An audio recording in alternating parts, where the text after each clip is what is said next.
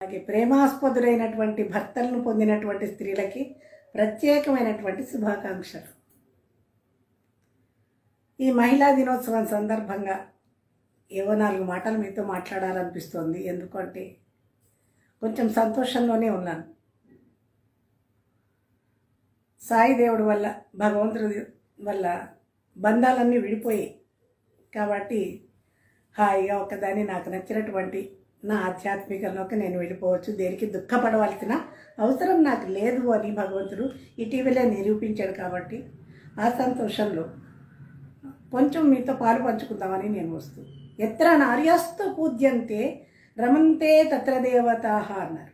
ఎక్కడ స్త్రీలు గౌరవింపబడతారో అక్కడ దేవతలు ఉంటారు అని. స్త్రీలు గౌరవింపబడిన చోట స్త్రీలు ఉంటారు, దేవతలు ఉంటారు. స్త్రీకి గౌరవం లేని చోట స్త్రీ కూడా ఉండదు. ఇది మనకి చరిత్ర వల్ల తెలుస్తూ ఉన్నటువంటిది.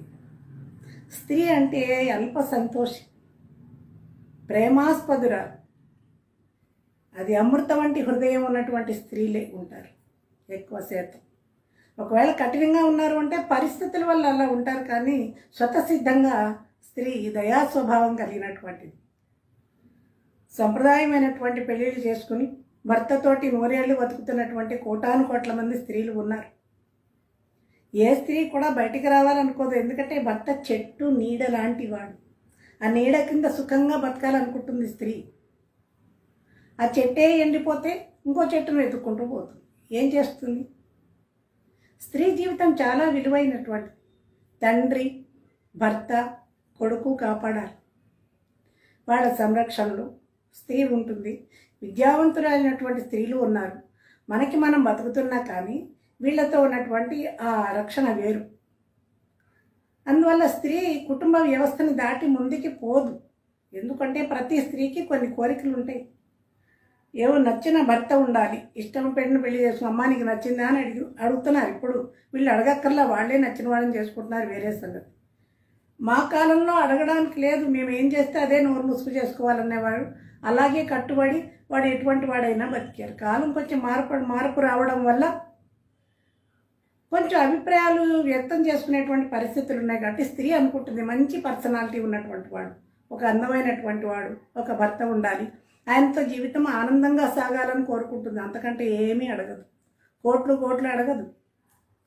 కానీ ఆ ప్రేమే దొరకకపోతే స్త్రీ ఏం చేస్తుంది? చిన్న చిన్న సరదాలు కూర్చుని కాస్త కప్పు కాఫీ ఇద్దరు కలిసి తాగాలంటుంది. నువ్వు తాగాక నేను తాగుతావు, నేను తాగాక నువ్వు తాగు అంటే అర్థం ఉందా? పిల్లలతో కలిసి భోజనం చేయాలంటుంది. ఏనాడు ఆ సరదా తీరదు. బండి మీద వెళ్ళాలని ఉంటుంది. అసలు మనకి బండి నడపటమే రాకపోతే భార్యకి ఆ సరదా లేదు. ఎక్కడికో సినిమాకి వెళ్ళాలంటుంది, ఒక సరదాగా షాపింగ్కి వెళ్ళాలంటుంది. లేవు అక్కడ, అటువంటివి ఏమీ లేవు. స్త్రీని ప్రేమగా చూడాలి. ప్రేమ అనేటువంటిది ఇవ్వలేనప్పుడు స్త్రీ ఏం చేస్తుందండి? ఎంత గౌరవించారు? గౌరీ శంకర్లు అన్నారు, లక్ష్మీనారాయణులు అన్నారు, సీతారాములు అన్నారు. దేవతామూర్తులే స్త్రీలకు అంత విలువిస్తే తుచ్చ మానవుడు నమ్మి బతుకుతున్నందుకు ఎంత ప్రేమనివ్వాలి? 10ంటికి తలపోటు వచ్చి ట్యాబ్లెట్ లేదు అంటే ఎందుకు లేదు? నువ్వు ముందు చూసుకోవాలి కదా. లేదు మహానుభావ అంటే బండి ఉంది కదా, నీకు బండి కొనిచ్చింది ఎందుకు? వెళ్ళి తెచ్చుకుంటే 10ంటికి బాలుగుడికి పోయి ట్యాబ్లెట్ తెచ్చుకుంటే ఎవడైనా ఫాలో అవుతే అంటే ఫాలో అయితే అనుభవించు. ఈ భర్త ఎందుకండి? వీడు భర్త. ఒక బటన్ చాక్ కొనిచ్చి బ్యాగ్లో వేసుకో. ఎందుకు? చీర కొనిస్తాడు ఎవడైనా, నగ కొనిస్తాడు. ఆత్మరక్షణకి నన్ను నేను రక్షించుకుంటా, నువ్వు నన్ను రక్షించుకో. భర్త అంటే భరించువాడు, రక్షించేవాడు. ఎందుకు ఇంకా అలా ఎవడ బతుకులో వాడు బతికేదానికి సంసారం ఎందుకు? ఇటువంటి సంసారంలోని విరక్తి వచ్చేస్తుంది. ఎంతకాలం ఉంటుంది స్త్రీ మాత్రం? ఒక్కొక్కడు పేలిపోతున్నాడు. నాకు తెలిసి కాకినాడలో సంస్కారవంతులైనటువంటి మహానుభావులు అందరికీ చేతులెత్తి నమస్కారం చేస్తున్నారు. మహాపండితులు నాకు తెలుసు, మహానుభావులు నాకు తెలుసు, చదువు సంస్కారం ఉన్నవాళ్ళు నాకు తెలుసు. వాళ్ళకి నేను పడుతున్న జీవితం కూడా తెలుసు. ఒక్క మాట మాట్లాడట్లేదండి. కాకినాడే కాదు, ఆంధ్ర తెలంగాణ దేశాల్లో ఉండేటువంటి పెద్ద మనుషులు నాకు చాలామంది తెలుసు. వాళ్ళకి నేను కూడా తెలుసు. కానీ ఇన్ని గొడవలు అవుతున్నా వాళ్ళు ఒక్క మాట మాట్లాడట్లేదు. అది వాళ్ళ సంస్కారం. ఇప్పుడు కొన్ని పిచ్చి డాష్లు ఉన్నాయి చూశారు.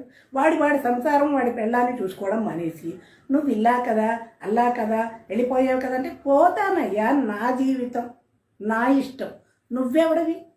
భయపడ్డానికి ఏం లేదు, ఇక్కడ ప్రేమ లేదు. నన్ను కొంచెం పెద్ద ప్రేమగా చూడు అని అన్నాను అనుకో, ఇంటికి రాగానే మీటింగ్లు అయిపోయి ఇంటికి రాగానే నిన్నెవడు ప్రేమిస్తాడే పెంటమోహం అంటాడు. ఇలాంటి పదాలు నేను చెప్పాలి అనుకోడు, కానీ ఉన్నది ఉన్నట్టు చెప్పాలి కదండి. పెంటమోహన్ నాదేనా? ఆ సంగతి మీకు తెలుసు, నాకు తెలుసు.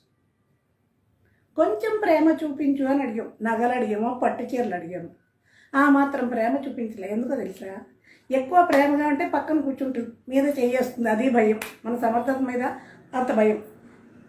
సమర్థత ఉన్నవాడు చాలా ప్రేమగానే ఉంటాడు. రోజు తిట్టడానికి, భార్యను విధవాన్ని తిట్టేటువంటి మగాళ్ళని చూసారా ప్రపంచంలో? ఎక్కడే ఉన్నాడు అటువంటి మొహమా? అలా తిట్టించుకోవాల్సిన కర్మ నాకుందంటే, ఆలోచిస్తే మనస్తత్వం, సైకాలజీ ఏంటంటే, కొంచెం ప్రేమగా మాట్లాడితే ఎక్కడ పక్కన కూర్చుంటుందో అని భయం. అందువల్ల నిరంతరం తిట్లే. అయ్యో, ఒక ఫ్రిడ్జ్ కొంటే ఆ పిల్లలకి వాళ్ళు కేక్ చేయాలంటున్నా, నాకు చేయడం వచ్చు కదా అంటే, నేను రాసిన 100 పాటలు నువ్వు వరుసగా అప్పచెప్తే ఫ్రిడ్జ్ కొంటాడు. పాటలకి ఫ్రిడ్జ్కి సంబంధం ఉందండి? డబ్బులు లేవా? మేము ఇక్కడ బళ్ళారి దగ్గర సాండూరులో కొన్నాళ్ళు ఉద్యోగం పని మీద ఉన్నాం. అక్కడ ఒక ఆవిడ పక్కింటి ఆవిడ ఉండేది. ఆవిడ అప్పుడొచ్చి వస్తూ మాట్లాడుతుంది. ఉంటే ఏంటండి విశేషాలు, చక్కగా హ్యాపీగా మీ ఆయన మీ దగ్గరే ఉన్నారు కదా అంటే, చస్తున్నానండి బాబు, ఆ మొహం చూసి విసుగొచ్చేస్తుంది అనేది. ఎందుకంటే వాళ్ళ ఆయన ఉద్యోగం ఆ ముందు బాల్కనీలో కూర్చుని ఇలా వెళ్ళే లారీలని అలా వచ్చే లారీలని లెక్కబెట్టి ఎన్ని లారీలో సాయంత్రానికి ఆఫీసులో ఇన్ఫర్మేషన్ ఇవ్వాలి. ఈయన కాఫీ, టిఫిన్, భోజనాలు అన్నీ బాల్కనీలోనే. పొద్దున పోయి ఆఫీసుకు సాయంత్రం వచ్చేటువంటి భర్త ఉంటే కాస్త ఎంజాయ్మెంట్ ఉంటుంది మేడం. 24 అవర్స్ నా ముందే కూర్చుంటున్నాడు. వాడిని చూస్తేనే నాకు భర్త అనేటువంటి గౌరవం పోయింది, నాకు ప్రేమ రావట్లేదు, విసుగొచ్చేస్తుంది ఆ మొహం చూస్తే అనేది. ఆ పరిస్థితిని భర్తలు తెచ్చుకోకూడదు. పాపం ఆయన ఉద్యోగం ఆయన ఏం చేస్తాడు, అయినా కానీ ప్రేమగానే ఉండేవాడు, పాపం మంచివాడే. కానీ ఈ ప్రేమ అనేటువంటి తెలవనటువంటి వాడు అసలు ముందు భార్యని జాగ్రత్తగా చూసుకుంటే ఇల్లు దాటిపోదు, సంసారాన్ని వదిలిపోదు. ప్రపంచంలో ఎంతమంది లేరండి ప్రేమ భార్యలు గౌరవం ఇవ్వడం లేదు? మహానుభావులు, గొప్ప గొప్ప వాళ్ళు కూడా భార్య గౌరవిస్తున్నారు. భార్య మాట వింటాడు అంటే వినచ్చండి, తప్పలేదు. భర్త మాట భార్య వింటున్నప్పుడు భార్య మాట భర్త వింటే ఏంది? ఇద్దరు కలిసే కదా సంసారం. ఇదేదో లోగొట్టి ఇంట్లో ఉండవలసిన సంసారం ఇవాళ మీడియా మీదకి వచ్చేసింది అంటే ఎంత దురదృష్టం, ఎంత కర్మ అది. కొంచెం ప్రేమ చూపించుంటే ఇంత బయటకు వచ్చే పరిస్థితి ఉండేది కాదు కదా. నువ్వు పోయావో అని వీడికంటే ముందు చస్తున్నారు బయట వాళ్ళు. పోయాను, నాకు ఇక్కడ ప్రేమ దొరకలేదు. పాలవాడు గేటు తీసినప్పుడు ఎట్లానో చూస్తున్నాడు అంటే అది వాడి తప్పు కాదు, నీ తప్పు. వాడు అలా చూసేలా నువ్వెందుకున్నావు? వీడు భర్త నుంచి ఒక రక్షణ కావాలండి, ఒక ప్రేమ కావాలి, ఒక ఆత్మీయత కావాలి, ఒక అనుబంధం కావాలి. ఇవన్నీ ఉంటే అటువంటి భర్తని ఏ స్త్రీ వదిలిపెడదు. ఇక్కడ అన్నీ అసమర్థతే. ఏ సరదా తీరే అవకాశమే లేదు, కాసేపు మాట్లాడే అవకాశమే లేదు. ఎంతసేపు నేను, నా బతుకు, నా జీవితం, నా ఫ్యూచర్. మరి ఇక్కడ రేపు పిల్లలు పెద్దవాళ్ళు అవుతారు, పెళ్ళి చేసుకుని రెక్కలు వస్తే వాళ్ళే ఎదిరిపోతారు. ఈ దరిద్రపు ముఖానికి చచ్చిపోయేదాకా సేవలు చేసుకుంటూ అంత సాక్రిఫైస్ చేయాల్సిన అవసరం నాకేంటి? ప్రేమ లేదు, ఆత్మీయత లేదు, సమర్థత లేదు, ఒక ఆనందం లేదు, ఒక అనుబంధం లేదు. ఇటువంటి భర్తలు ఉండే కంటే స్వతంత్రంగా బతకటమే మేలు అనిపించింది. వచ్చేసాను. ఇప్పుడు ఆ కొట్టుకు చచ్చేవాళ్ళు ఎవరో చావండి. వచ్చాను, నాకు నచ్చిన వాడితో వచ్చాను. నేను ఎలా బతుకుతున్నానో రేపో ఎల్లుండో ఒక వీడియోలో చూపిస్తాను. నేను ఎవరితో బతుకుతున్నానో చూపిస్తాను. తెల్లవారులు నిద్రపోకుండా ఆలోచించు. సన్నాసులు పెడుతున్నారు, ఒక్కొక్క డైలాగులు కొడుతున్నాడు. ఎవడి సంసారం చూసుకుని వాడి పిల్లల్ని వాడు చూసుకోవచ్చు కదా. స్త్రీలు చాలామంది సంస్కారవంతులు, ఎవరో ఒకళ్ళిద్దరు పిచ్చి డాషులు ఉన్నారు, కానీ చాలామంది ఎవ్వరు టచ్ చేయట్లేదు. నా కష్టం ఏంటో అర్థం చేసుకున్నారు, చాలా గౌరవంగా చూస్తున్నారు. వాళ్ళకి శతాధిక వందనాలు. ఈ కాలం అమ్మాయిలకి నేనిచ్చే మహిళా దినోత్సవం సందర్భంగా ఒక సందేశం ఏంటంటే, అమ్మ, పెళ్ళిళ్ళు సంప్రదాయంగా చేసుకోండి. తల్లి తండ్రి చూసినటువంటి పెళ్ళిళ్ళు చేసుకోండి. అప్పుడు వాడు ఏమన్నా అన్నా వాళ్ళ సపోర్ట్ ఒకటి దొరుకుతుంది. మాయలో పడి ఇలా ఈ పిచ్చి దానిలాగా బయటకు వచ్చేస్తే వాడు రోడ్డు మీదకే గెంటేస్తాడు. వాల్యూస్ ఉండవు అక్కడ. 10 మంది మధ్యన జరిగినటువంటి పెళ్ళే లేదు అక్కడ. ఓ దండేస్తే పెళ్ళి అవుతుందా? అది మాయలో చేసినటువంటిది ఒక దౌర్జన్యటువంటి ఒక మోసం, దగ, కుట్ర. నమ్మిన దానికి చేసింది ఏంటి? ఏ అనుబంధం లేదు, ఏమీ లేదు. ఇంత దానికి ఎందుకు? పచ్చడి సంసారం నుంచి విడదీసి లాక్కురావడం ఎందుకు? ఇంత అసమర్థత ఇక్కడ తగలబడ్డప్పుడు, చేతకాంతనం ఉన్నప్పుడు, చేతకాని సమర్థుడైన భర్త దగ్గర ఏ స్త్రీ అయినా ఉంటుంది. లేనప్పుడు వెళ్ళిపోతుంది. ఇది తప్ప ఒప్ప నా స్వేచ్ఛ నాకుంది, నేను మాట్లాడుతున్నది అది. ఏమీ లేదు అక్కడ. ఎంతకాలం ఉండాలి? 20 సంవత్సరాలు చూస్తుంది, ఏమీ లేదు. చీచా, ఇది నా జీవితం కాదు. 10-12 ఏళ్ళు పెంచిన పిల్లల్ని అంతవరకు తల్లిగా ప్రేమగా నా బాధ్యత అయిపోయింది. ఇచ్చేసాను, వచ్చేసాను. నా ఇష్టం వచ్చిన చోటుకు వచ్చాను. నా ఇష్టం వచ్చినట్టు బతుకుతాను. మీరెవరు నన్ను అడగడానికి? ఎవరైనా మీరు పోషిస్తున్నారా? కష్టం సుఖం అడిగారా? నిన్న మొన్నటితోటి ఆ ఉన్న కొంచెం బంధం కూడా విడిపోయింది. హాయిగా సుఖంగా స్వేచ్ఛగా నాకు నచ్చిన దేవాలయానికి వెళ్ళొచ్చు, నాకు నచ్చిన భజన చేసుకోవచ్చు, నాకు నచ్చిన పాట పాడుకోవచ్చు, నాకు నచ్చినట్టు నేను బతకచ్చు. సంస్కారవంతమైనటువంటి వాళ్ళు మాట్లాడకుండా మౌనంగా ఉన్నారు. కొంతమంది పాపం చాలా శ్రేయోభిలాషలో మాట్లాడారు. కానీ కొన్ని పిచ్చి డాష్లు ఉన్నాయి కదా, ఇష్టం వచ్చినట్టు. భయంతో నేను ఎక్కడికి, నాకు భయమే తెలియదు. అవును, నా ఇష్టం వచ్చినట్టు ఉన్నా. నీకు దమ్ముంటే నా ఇంటికి రా, నాతో మాట్లాడు. స్త్రీ అంటే పిచ్చి పిచ్చి వేషాలు అయ్యద్దు. సామాన్యమైంది కాదు స్త్రీ. తెలుసునా? భద్రకాళి. ప్రేమ చూపిస్తే చాలా గౌరవంగా ఒదిగి ఒదిగి ఒదిగి ఉంటుంది. సర్వీస్ చేస్తుంది. కాదు, ఎంతకాలం ఉంటుంది? వెళ్ళిపోతుంది బయటికి. ఈ వెళ్ళిపోయిన దానికి నెత్తి కొట్టుకుని తర్వాత కొట్టుకుని నెత్తి అయ్యో అయ్యో అని కొట్టుకుని ప్రయోజనం ఏం లేదు. కానీ ఎప్పుడు బాధలు మొదటి వాడికే. రెండో వాడికి చాలా ప్రేమలు ఉంటాయి, ఎందుకంటే అది కూడా పోతుందని భయం. కానీ ఒక్కడే మగవాళ్ళకి చెప్పేది ఏంటంటే, భార్యను ప్రేమిస్తూ మాట్లాడండి, ప్రేమగా ఉండండి. నేను చెప్పక్కర్లేదు. చేసి ప్రవచనాలు చెప్పేవాళ్ళు చెప్తున్నారు వాళ్ళు ఆల్రెడీ. భార్యను ప్రేమించు, భర్తను ప్రేమించు. నేను అలాంటివి చెప్పాను. కుటుంబం స్త్రీ కలిసిమెలిసి ఉండాలని అనుకుంటుంది, సంప్రదాయంగా ఉండాలని అనుకుంటుంది.